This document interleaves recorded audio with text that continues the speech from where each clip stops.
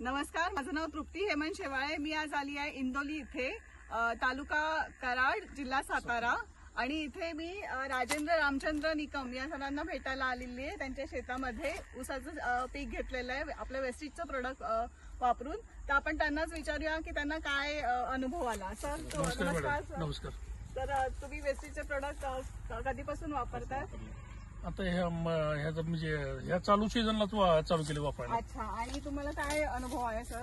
अनुभव म्हणजे आता पूर्वी खत वापरत होतो त्याचा काय मला रिझल्ट मिळाला नाही, पण ह्या वेळेला वेस्टीजचा चांगला पद्धतीने रिझल्ट मिळालाय. फुटवेची संख्या भरपूर आहे.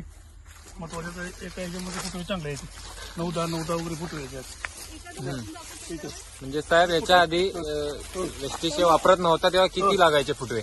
फुटवे म्हणजे 7-8 5-6 असायचे. पण हे जी दलाला जी उंची आहे, जाडी आहे, ही जी जाडी आहे ना ती चांगली आहे ना, समाधानकारक आहे. महत्वाचं म्हणजे पेरेची साईज बी चांगली आहे. आता अजून हे करायचे, पेरे चांगली वाढलेत ना ती, म्हणजे असं आहे ना. त्या भुईमुग असल्यामुळे जरा थोडंसं वचप होती ना त्याला, त्यामुळे नंतर परत पिकअप घेतला. याच्यात तुम्ही भुईमुग पण केलं? भुईमुग घेतला. म्हणजे आधी 6-7 येत होते फुटवे, आता तुम्हाला किती येत आहेत? नाही, एक 6-7 होते.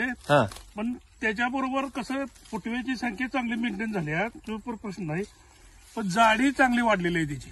ओके, जाडी. आणि दुसरी गोष्ट ऊसाची काळोखी म्हणा, पानाची रुंदी, म्हणजे एक लुसलुशीपणा आहे ना. बरोबर. कडक असा नाही, कडक नाही एवढं आहे ना.